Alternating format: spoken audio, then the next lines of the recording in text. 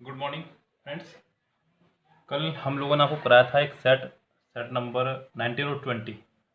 आज बारी है हमारी सेट नंबर 21 की। ये गलती से गलत सेट खुल गया है, माफ़ी चाहूँगा। सेट नंबर 21 की बारी है। आज 21 भी कराना था, ये शाम को होगा। पहले 21 तो करा लें। यस, कोई बात नहीं, हो जाते के बाद गलती इस तरह की। ये सेट नंबर 21 है आपका SSC CGL का Tier 1 का। ये एक प्रैक्टिस सेट है, बहुत सारे सेट है CGL के इसके अंदर। हालांकि मैंने आपसे एक सजेशन मांगा था और बहुत ही कम मेरे को रिप्लाई मिले हैं, तो इसलिए आज भी 2 ही वीडियो आ पाएंगी सीजल के लिए। जस्ट जब आपके रिप्लाई मिलेंगे टाइम से अच्छे खासे, तो मैं कुछ उसके ऊपर एक्शन लूँगा। फिर आज तो नहीं लूँगा आज एक्शन कोई भी मैं इसके ऊपर। अभी बज रहे हैं सुबह के 8 और आपके लिए है आज की पहले वीडियो MB की बुक से सेट नंबर 21 जो हम 2027 सेट करा रहे हैं। यस, एक दिन ख़त्म होंगे ही, चिंता ना करें। जहाँ इतना पहुँचे हैं तो आगे पहुँचेंगे। पहला सेंटेंस है, कह रहा है कि my elder son deals with spare parts and manages his bread and butter. मेरा बेटा जो है काम करता है स्पेयर पार्ट का और अपनी रोजी रोटी कमाता है। यहाँ इसने बहुत अच्छे से बहुत खूबसूरती के साथ बेवकूफ़ बनने की कोशिश करी। 2 इडियम्स का इस्तेमाल करा उसने, डील्स विद और bread and butter. Yes, 2 idiom का उसने इस्तेमाल करा। देखिए आप जो हल्के में ले रहे हैं ना इडियम्स को, कि इडियम्स नहीं पढ़ रहे हैं, फ्रेजल वर्ब नहीं पढ़ रहे हैं, तो ज़रा वो सावधान हो जाएं। इडियम्स 5 नंबर के तो वहाँ आ ही रहे हैं और इनडायरेक्ट भी इडियम्स दे रहा है वो आपको। यस, और ये ऐसी कन्फ्यूज़न है जो आपके ग्रामर के दौरान नहीं मजबूत हो सकती। कोई भी ग्रामरियन या फिर ग्रामर टीचर आपको चीज़ें सोल्व नहीं करा सकता। यस, ये तो शुक्र है कि प्रैक्टिस से चल रहा है आज। अगर रूल्स पढ़ाता हो तो शायद मैं भी ना आपको बता पाता। प्रैक्टिस सेट के दौरान क्या समस्या सामने आ जाए इसका कुछ नहीं पता। वहीं से आपकी मजबूत होगी ग्रामर या और भी बाकी सभी रूल्स। अब यहाँ पे हमारे पास है deals with. My elder deals with, यानी कि सेंटेंस प्रेजेंट में चल रहा है। ऐसे ये आगे सेंटेंस प्रेजेंट में चल रहा है, आगे भी आगे तो वो भी नहीं है। Deals with spare parts and manages, आगे SAES। एंड के दोनों तो सेम वर्ब है, पीछे भी SAES आगे भी SAES। तो सेंटेंस तो ये हमारा ठीक चल रहा है, इसमें तो कोई दिक्कत नहीं है प्रेजेंट में। डील्स विद का मतलब होता है व्यवहार करना, जबकि बात यहाँ पर हो रही है व्यवसाय से, काम करने से, किसी चीज़ का व्यापार करने से। तो डील्स के साथ यहाँ पर लगाना होगा इन। पहली बात तो ये है। दूसरी बात मैंने आपको बताया था कि विद हमेशा काउंटेबल चीज़ के साथ लगता है, काउंटेबल चीज़ के साथ में। यस, किसी व्यक्ति के लिए खासकर, किसके लिए लगता है, खासकर किसी व्यक्ति के लिए। यस, अगर यहाँ पे आगे कोई व्यक्तिवाचक नाउन होता, प्रोनाउन होता, मी, हिम, हिज, हर, डैम, ऐसा कुछ भी होता तो यहाँ ठीक होता सेंटेंस, लेकिन फिलहाल नहीं है। My elder son deals in spare parts and manages his bread and butter भी आपका एक इडियम है। ब्रेड एंड बटर मतलब होता है रोजी रोटी, कैसे कह लीजिए, ज़रूरत की चीज़ें, ब्रेड एंड बटर। हालांकि ब्रेड एंड बटर एक गरीब आदमी नहीं खाता, अमीर आदमी भी डेली नहीं खाता ब्रेड एंड बटर, वो सिर्फ फिल्मों में दिखाया जाता है। लेकिन कुछ इडियम्स हैं, सेंटेंस हैं, ले जाते हैं, वर्ड्स पूरे जाते हैं जो बिल्कुल ग्लोबली कॉमन हो। माई एल्डर सन डील्स इन, याद रखिएगा इसको, साथ साथ वैसे भी याद रखिएगा क्योंकि मैंने आपको कई बार बता चुका हूँ तो मैं कि कुछ वर्ड ऐसे हैं जो अपने साथ ले रहे हैं फिक्स्ड प्रेपोजिशन। यस, ऐसे बहुत सारे वर्ड हैं जो अपने साथ फिक्स प्रेपोजिशन लेके चल रहे हैं। उन्हीं में से आप याद रखें डील्स को। मैं आपको दोनों के ही मीनिंग बता देता हूँ, डील्स इन भी और डील्स विद भी। डील्स इन भी और डील्स विद भी। डील इन का मतलब होता है व्यापार करना। क्या होता है? व्यापार करना। डील विद का मतलब होता है व्यवहार करना। याद रखिएगा, थोड़ा सा ही अंतर है, ज़्यादा अंतर नहीं है, लेकिन ये थोड़े थोड़े अंतर ही आपको बड़े बड़े पड़ाव पार कराएंगे जब आप एग्ज़ाम देने जाएंगे इस बार। और जब आपको इस बार सेंटेंस रिपीट मिलेंगे, वहीं बैठे बैठे आप दिल से मैं दुआ देंगे। मैं लिख के दे रहा हूँ आपको ये बात। आप वहाँ बैठ करके ही कहेंगे सर वाकई में मज़ा आ गया, अगर ये चैनल आज ना होता तो ये सेंटेंस रिपीट ना होता। सिलेक्शन फिर भी हो सकता था, कोई बड़ी बात नहीं है, लेकिन आप समझते हैं सेंटेंस के रिपीट होने का कितना फ़ायदा है। एक तो समय बचता है, दूसरी बात आप श्योर 100% हो जाते हैं। ये भी ध्यान रखना, रिपीट होने का फ़ायदा है। आप बहुत अच्छे से पढ़े हुए हैं, बहुत समझदार हैं आप लोग, एग्ज़ाम क्लियर होना तो आपके लिए ज़रूरी है ही, लेकिन रिपीट होने का ये सबसे बड़ा फ़ायदा है। मुझे भी बहुत फ़ायदा मिलता है। एग्ज़ाम बहुत छोटा लगने लगता है कभी भी। 100 मार्क्स का अगर इंग्लिश का एग्जाम आ रहा हो, पोर्सन आ रहा हो, तो शायद ही मुझे 30 मिनट से ऊपर खींचूँ, ये डेफिनेटली है। तो आप भी यही करेंगे, आप सारा समय बचा करके लेके जाना अपना समय पैराग्राफ और क्लोज टेस्ट पे। यही मेरा टारगेट है आपके लिए। आप सोच रहे होंगे ना मैं 85 प्लस नंबर कैसे लगवाता हूँ, ऐसे लगते हैं 85 प्लस मार्क्स। ग्रामर में आपके नंबर बचवा करके सारा प्रोसीजर यहाँ लगा करके, क्योंकि मोस्टली बच्चे सारा टाइम अपना वेस्ट करते हैं ग्रामर में, यहाँ वो दे ही नहीं पाते। जब वो करके ही 75 मार्क्स का आए हैं तो 85 मार्क्स कैसे आ जाएंगे, पहली बात तो यही है। यस, इसलिए मैं आपको सारा टाइमिंग बचा करके आपको यहाँ लेकर आऊँगा, क्योंकि सबसे पहले हमारा टारगेट होगा कि क्वेश्चन जितने ज़्यादा से ज़्यादा हो सकते हैं उतने करें आप, तब आप सोच सकते हैं। अगर आपने 20 क्वेश्चन छोड़ दिए तो समझो आपके लिए पेपर ही 80 नंबर का रह गया, 80 मार्क्स का रह गया। अब आप बताओ 80 में से 85 मार्क्स कैसे आ सकते हैं, ये तो क्रिस के आ सकते हैं बस, फिर हमारे तो नहीं। चलिए कोई बात नहीं, फिलहाल बातें बहुत हो गई, चलते हैं नेक्स्ट सेंटेंस पे। कह रहा है कि Sneha was accused for murder of her husband, but the court found her not guilty and acquitted her. Second form, second form, second form. इसका मतलब सेंटेंस चल रहा है आपका पास्ट में। अब यहाँ भी वही वर्ड है जो मैंने आपको पहले बताया कि कुछ अपने साथ फिक्स पर्पस लेके चलते हैं। यार अब तो इसको याद कर लो भाई, बार बार आ रहा है, कल भी सेट में 2 बार आया, आज भी 2 बार आ लिया, अभी तक तो सेट ही शुरू हुआ है, 2 बार आ लिया है।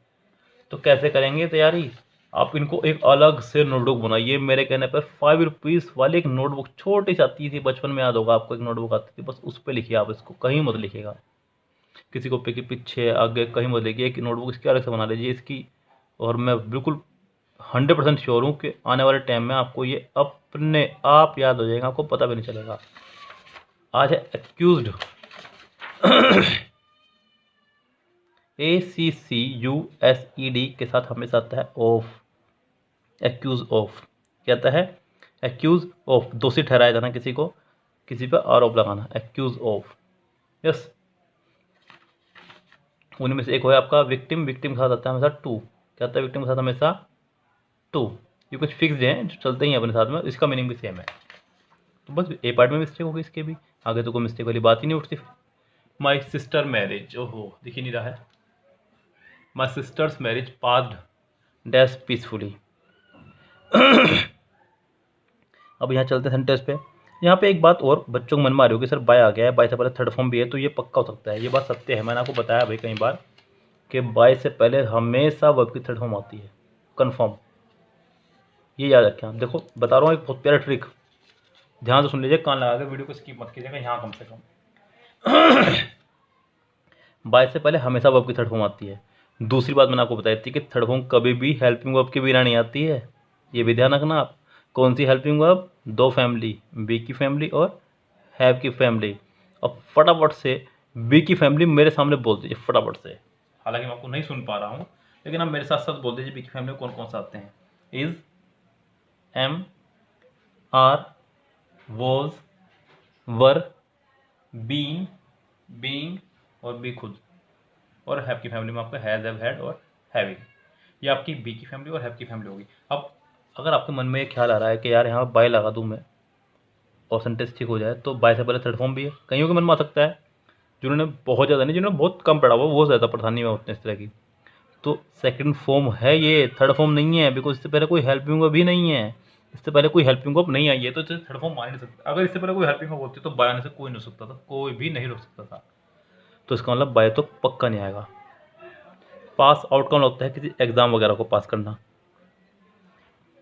पास अवे गुजर जाना, यानी कि दुनिया से ही गुजर जाना, मर जाना। अब आप बताइए आपके पास कौन सा ऑप्शन बचता है। यस, आपके पास बचता है सिर्फ पास ऑफ। क्या बचता है, पास ऑफ, और कुछ नहीं बचता। पास ऑफ का मतलब होता है किसी चीज़ का संपन्न होना या बीत जाना। पास आउट का एक मतलब और भी होता है बेहोश होना। यस, वो भी याद रखें आप साथ साथ। तो सारे मीनिंग लिख लीजिएगा। पास अवे गुजर जाना, पास बाय बिना असर डाले किसी चीज़ का गुजर जाना, पास ऑफ संपन्न होना, पास आउट पास ऑफ भी होना और बेहोश भी होना। There are dash books on computer science in your school library, so you need to purchase them for the market, from the market. कह रहा है कि there are dash books on your computer science in your library, तो इसलिए आपको जरूरत है market से खरीदने की। जरूरत है इसका मतलब बुक कम है, तभी तो। a few, a little, few, the few। Little तो पक्का नहीं आएगा, बिकॉज लिटिल है आपका अनकाउंटेबल,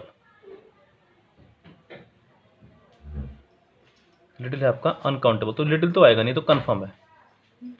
यस, रिलेटिव है आपका अनकाउंटेबल, तो ये तो आएगा नहीं, बचता है अ फ्यू, द फ्यू। अब इनको भी देख लें फटाफट से। अ फ्यू, द फ्यू का मतलब क्या होता है? फ्यू का मतलब होता है ना के बराबर, यानी कि नेगेटिव सेंस में चला जाता है। अ फ्यू मतलब थोड़ा बहुत, और द फ्यू मतलब जो बचा सब कुछ। अब there are few books on computer science in your school library, so you need to purchase them from the market, ये कहना चाह रहा है। तो यहाँ पे आपका आएगा फ्यू, यानी कि इसके पार्ट में हो जाएगी सी पार्ट में मिस्टेक। अब आपके आती है वोकेबुलरी। यहाँ आपको बताना है सिनोनिम्स वर्ड। यस, हमारे पास ऑप्शन है। क्या क्या ऑप्शन है इनको देख लेते हैं फटाफट से। पहला वर्ड है आपका एट्रोसिटी, अत्याचार या फिर क्रूरता। उससे अगला वर्ड है आपका बारबेरिटी, इसका मतलब होता है अत्याचार ही। डिफिकल्टी, कठिन, शाई, शर्माना, ग्लूमी, उदास। तो इसका आंसर हो जाएगा आपका बी। यस, नेक्स्ट आंसर आपका प्रोक्रेस्टिनेट, इसका मतलब होता है आपका किसी चीज़ को टाल मटोल करना, बात को टालना। डाइवर्ट का मतलब होता है किसी चीज़ को डाइवर्ट करना, ट्रांसफॉर्म करना किसी चीज़ को। डिसीव, धोखा। डिबेस, किसी चीज़ का बेस खत्म करना, खराब करना। और डिले मतलब टालना। तो इसका आंसर हो जाएगा आपका डी, टालना। अगला है रॉकस। रॉकस का मतलब होता है आपका कोई चीज़ बेकार, मतलब बहुत ही कह सकते हैं ना, मतलब कोई बहुत ही बुजुर्ग व्यक्ति हो, उसकी आवाज़ में जो वो चरमराहट सी हो, वो बोल ही ना पा रहा ढंग से, उसको बोल देते हैं। पहला वर्ड है डलसेट, मधुर। हॉर्स, गला बैठ जाना। जेरिंग, झगड़ा वगैरह। और अगला वर्ड है आपका टोरेंट। टोरेंट का मतलब होता है तेज वर्षा। तो यहाँ बताना आपको इसका उल्टा, तो इसका आंसर हो जाना चाहिए डल सेट, यानी कि मधुर आवाज़। अगला है प्रेडिलेक्शन, का मतलब होता है झुकाव किसी चीज़ के प्रति। इंक्लिनेशन का मतलब होता है झुकाव। एंड्यूरिंग, जो काफ़ी लंबे समय तक चले, टिकाऊ। एनिमिटी, दुश्मनी। डोमिसाइल, तो आप समझते हैं निवास स्थान प्रमाण पत्र वगैरह बनते हैं, तो इसका आंसर हो जाएगा एनिमिटी, यानी कि दुश्मनी। अब अगला आपके इडियम्स। पहले इडियम है वाइल्ड गूज चेज, यानी कि निरर्थक प्रयास जिसका कोई फायदा ही नहीं है। ऑप्शन है हमारे पास में फ्रूटफुल सर्च, फायदेमंद search, timely search, useless search, wrong decision. इसका आंसर हो जाएगा यूजलेस सर्च। यस, अगला है मूड पॉइंट, यानी कि झगड़ा। तो एग्रीबल, डिस्प्यूट, अनक्लियर, अननोन। तो इसका आंसर हो जाएगा डिस्प्यूट, झगड़ा। अभी फिर से ग्रामेटिकली पोर्शन आ गया आपका, उसको देखते हैं। यस, चलते हैं भैया। Next sentence, the chairman appointed her as a secretary as she is efficient. कह रहा है कि चेयरमैन ने उसको अपॉइंट किया है एक सेक्रेटरी के तौर पर एज शी इज इफिशियंट। अब चलते हैं आपके ऑप्शंस पे। A secretary, as secretary, secretary या फिर नो इम्प्रूवमेंट। अब यहाँ पे एक चीज़ को पहले और देख लें कि चेयरमैन ने उसको सेक्रेटरी के तौर पे अपॉइंट किया है।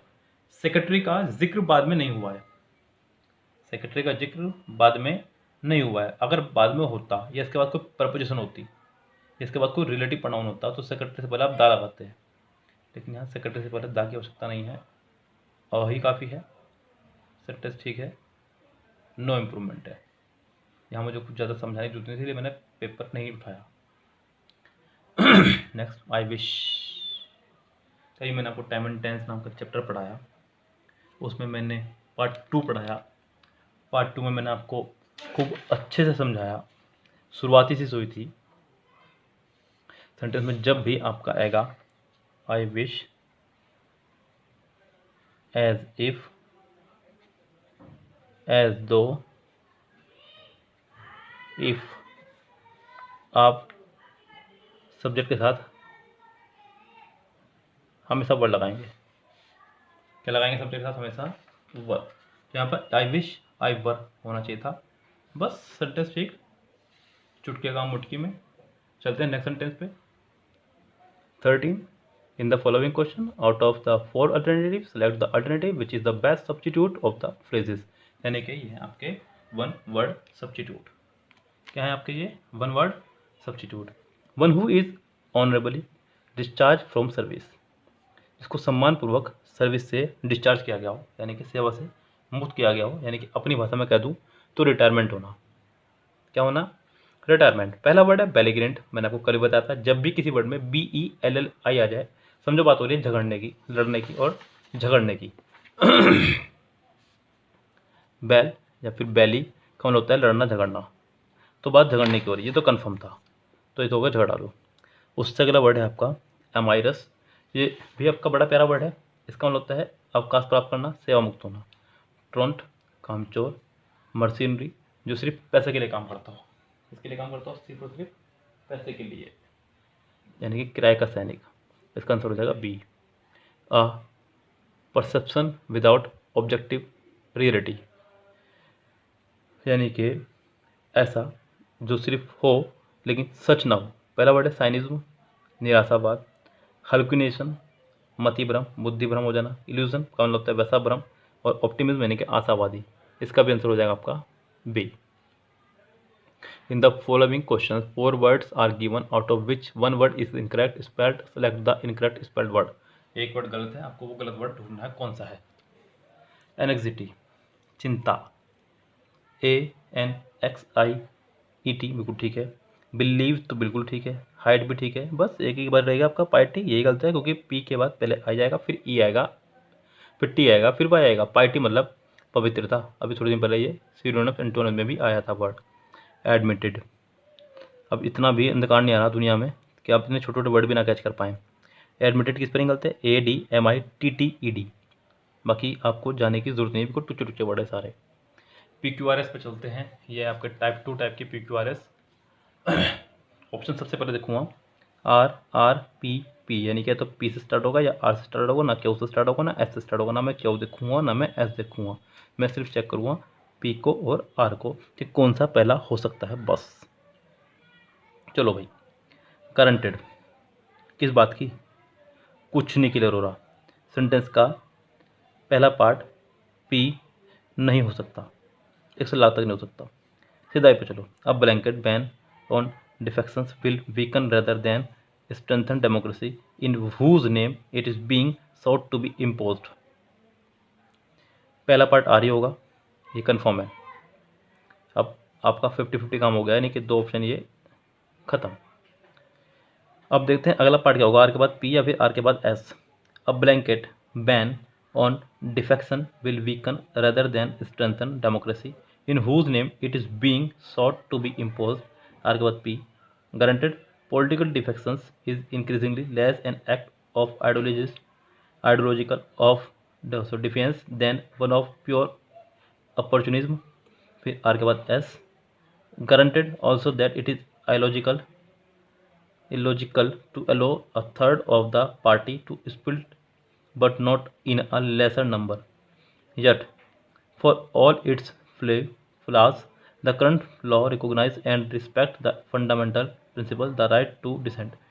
यहाँ जिक्र हुआ है आर में डिफेक्शन का, फिर उसके बाद भी जिक्र हुआ है डिफेक्शन का, यानी कि वर्ब के बाद अंत हुआ है आपका डिफेक्शन पे, आप डिफेक्शन से शुरू करेंगे, आर के बाद पी आंसर आएगा, यानी कि इसका आंसर ए हो जाएगा। चलते हैं आपका सेंटेंस नंबर 18 पर।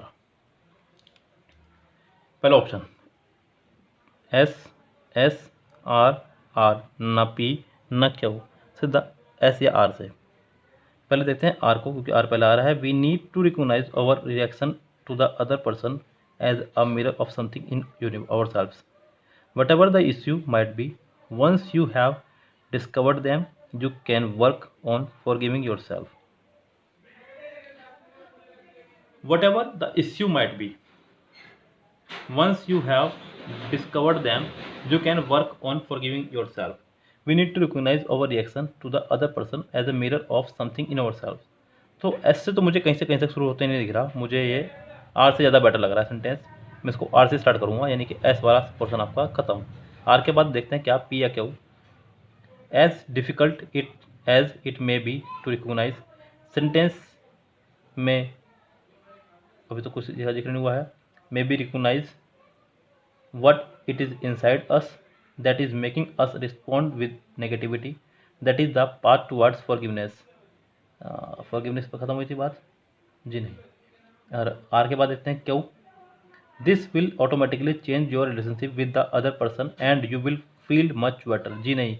दिस किसके लिए आया है, यहाँ ऐसा कुछ क्लियर नहीं हुआ बिकॉज सेंटेंस ओवर सेल्फ पे ख़त्म हुआ है। आर वाला दिस किसी नाउन के लिए आया होगा जो कि संभव नहीं है यहाँ। तो इसका आंसर मेरी राय में आर के बाद क्यों नहीं आएगा, आर के बाद पी आएगा, फिर जो भी आएगा। यस, उसके बाद आपका आएगा जो भी। इसका आंसर हो जाएगा आपका डी। नेक्स्ट है आपके एक्टिव पैसिव। एक्टिव पैसिव पे चलते हैं भाई। आपके बड़े प्यारे ये भी सेंटेंस हैं और बहुत ही इंपॉर्टेंट होते हैं ये भी एग्जाम के लिहाज से। After driving doctor Bose to the hospital he dropped him at his guest house. अब मैंने आपको पहले भी कई बार कहा है, अगर आप सोच रहे हैं कि मैं इसका पैसिव बना सकता हूँ, बस बना लीजिएगा, सोचते रहना। आप सबसे पहले रेस से बाहर निकालिए तो ही आप कामयाब हैं। अगर आप रेस से बाहर निकालना नहीं जानते हैं तो सेंटेंस आप पे एक नहीं, दो नहीं, 100% नहीं बनेगा। आपको दिख रहा है सेकंड फॉर्म, सेकंड फॉर्म दिख रही। एक्टिव पैसिव बनाते वक्त सबसे पहले आपका काम क्या होना चाहिए, मैं आपको बता दूं। आप सबसे पहले सेंटेंस में सब्जेक्ट ढूंढ लें, वर्ब ढूंढ लें, और सबसे पहले तो आप वर्ब ढूंढ लें, बस ये मिली और काम आसान हुआ। एक गाना आया था ना बाजीगर में शाहरुख खान का, मैं मिला तू मिली, बस वर्ब मिली, पैसिव हुआ। याद रखना आप, वर्ब मिल गई मुझे, सेकंड फॉर्म आपको ढूंढना है वॉज वर्ब। पहले में है, दूसरे में नहीं है, तीसरे में बीइंग है, चौथे में वॉज के साथ आईएनजी है। पैसिव में हमेशा, पैसिव में हमेशा, पैसिव सेंटेंस में हमेशा बी की फैमिली के साथ क्या आती है भाई, थर्ड फॉर्म आया करती है। यस, अब बताओ क्या मुश्किल हो गया आपके लिए काम? मुझे तो नहीं लगता। ये सबसे बेस्ट तरीका है, इससे बेस्ट किसी के पास हो तो मुझे ज़रूर बताएं, मैं उसको फॉलो करना शुरू कर दूँगा बस। I said to my friend let us go to a picnic for a change. मैंने अपने मित्र से कहा कि पिकनिक चलते हैं थोड़ा सा चेंज के लिए। लेट्स वाले सेंटेंस को, खासकर लेटस वाले को, लेट्स वाले को, अगर उसके अलावा let me, let him, let them हो तो उसके लिए नहीं, लेटस वाले सेंटेंस को, लेट्स वाले सेंटेंस में हमेशा या तो आप सजेस्ट लगाएंगे या प्रपोज लगाएंगे। ये याद रखें, पहले में नहीं है सब कुछ भी, ये आपका रेस से बाहर हुआ। डायरेक्ट एंड डायरेक्ट में आपको ये करना है काम जो आपको एक्टिव पैसिव में करना है। आप रेस से बाहर निकालिए सेंटेंस को। तो ये रेस से बाहर हो गया, चलते हैं नेक्स्ट सेंटेंस पे। नेक्स्ट ऑप्शन है, उसमें भी आस्क है, ये भी रेस से बाहर हुआ। अगले में परमिटेड है, बाहर हुआ। सजेस्टेड या प्रपोज इसी में ही है, यही इसका आंसर है, बिंदास है भाई। यस, डेफिनेटली श्योर है। अगले पे चलते हैं। अब आपके है क्लोथ टेस्ट। इसको थोड़ा सा मुझे छोटा करना होगा जिससे कि आपको ऑप्शन भी साथ साथ दिख जाए। यस, ज़रूरी था, ज़रूरी है।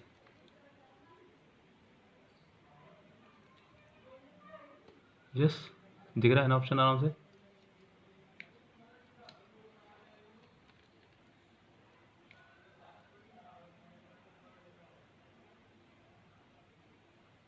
ये ऑप्शन आपके साथ में, हालांकि आंसर भी नीचे ही है लेकिन आप समझ के करें।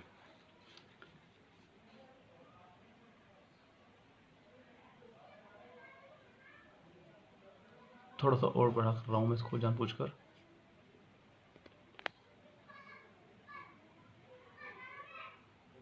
ये लीजिए, literature is a dash through which a person conveys his ideas to words और protest. Literature is a base, medium, source, subject. ये तो सबको पता होगा, मीडियम आएगा। और बस इतना ही कहा मैंने आपको करने के लिए। हमेशा मैंने कहा 5 नंबर के क्लोथ टेस्ट में आप एक ढूंढ लीजिए पहले जो को कन्फर्म हो, बाकी 4 पे आप रिस्क लेने लायक बन गए।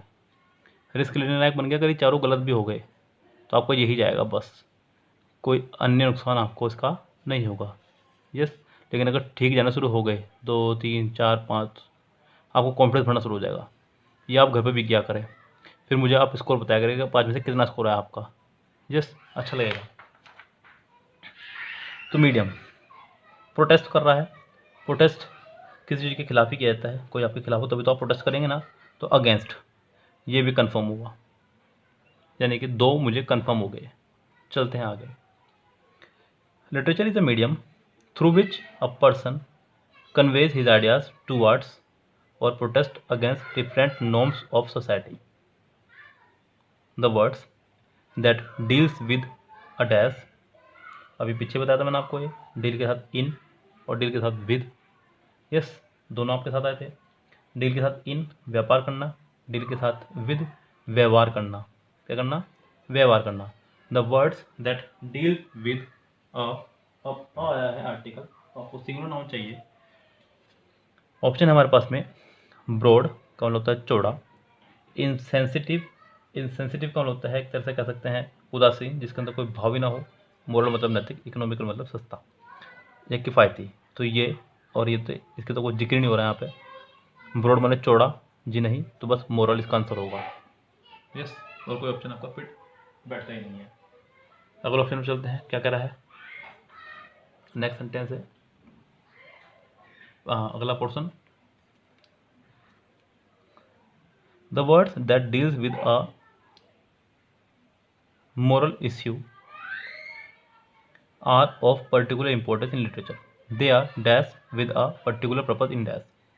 They are, लिटरेचर की बात हो रही है तो लिटरेचर लिखा जाता है, यस वर्ड्स जो हैं लिखे जाते हैं अलग अलग पर्पज के लिए। तो यहाँ पे the literature they are written, they are written with a particular purpose in dash, with a particular purpose in, कहाँ आते वर्ड आपके, ऑल, हैंड, टोटल या माइंड, कहाँ आते हैं, मन, विचार आपके मन में आते हैं, माइंड, यस तो इसका आंसर हो जाएगा आपका माइंड। तो जो भी आपके विचार मन में आते हैं उनको लिखने का कोई ना कोई पर्पस होता है, उसी पर्पस से लिखी जाती है आपकी पोएट्री। यस, तो बहुत इजी था। पहले का मीडियम, दूसरे का अगेंस्ट, तीसरे का मोरल, चौथे का रिटर्न, पांचवे का माइंड। इस तरह से आप भी 5.5 ला सकते हैं। ऐसा नहीं कि सोल्यूशन निश्चित है तो आप भी आंसर बता दें, या फिर मैंने भी इसी तरह आंसर बताया, यही तरीका इसको सोल्व करने का, इसके अलावा कोई बेस्ट सोल्यूशन इसका नहीं है। लेकिन सबसे ज़्यादा ज़रूरी है प्रैक्टिस। जब तक आप कम से कम दिन में 1 से 2, बहुत कम बता रहा हूँ मैं आपको, ये ऐसा इसलिए क्योंकि खुद ही मेरी 4 वीडियो आ रही हैं, पहले आप यहाँ बिजी होंगे, कम से कम 1 से 2 क्लोट टेस्ट आप एक्स्ट्रा भी किया करें मेरी वीडियो के अलावा। फिर मुझे मैसेज किया करेंगे आपका आज क्लोट टेस्ट में क्या स्कोर रहा, मुझे भी खुशी मिलेगी। बड़ा अच्छा लगता है जब आप कहते हैं सर आपकी वजह से मेरी इंग्लिश इंप्रूव होगी, बहुत अच्छा लगता है, बहुत ही अच्छा जी करता है कि आपके लिए और बेहतर से बेहतर करो। यस, तो बस यही प्रेरणा है तो मुझे बार बार प्रेरित कर रही है आपको अच्छे से अच्छा देने की। आप लोग लगातार मेहनत कर रहे हैं तो हम लोग भी आपके साथ थोड़ा सा प्रयास कर रहे हैं। ये प्रयास बस सफल हो जाए तो आपकी मेहनत भी और मेरी मेहनत भी कामयाब हो जाएगी। यस, ओके, चलते हैं। फिलहाल मिलते हैं शाम को 6 बजे अगले सेट के साथ में। इस बीच आपके पास एक वीडियो ईडियम्स की और एक वीडियो कॉमन की भी आएगी, तो उसको भी पढ़िएगा।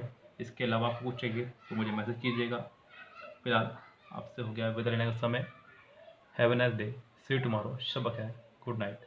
और जाते जाते आपसे एक बात करना चाहूँगा कि चैनल को प्लीज़ प्लीज़ प्लीज़ सब्सक्राइब कर लीजिएगा जिन्होंने नहीं किया है, जो लगातार वीडियो तो देख रहे हैं लेकिन सब्सक्राइब नहीं कर रहे हैं।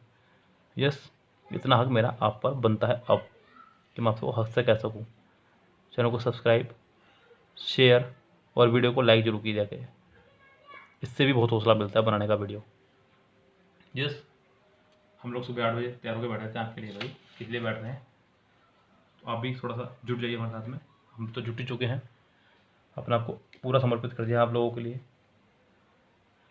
बाकी मेहनत करते रहिए, घर पे नोट्स बनाते रहिए, लिखते रहिए हर चीज़ को, सफलता एक दिन कदम चूमेगी, ये मेरा आपसे वादा है। Good bye.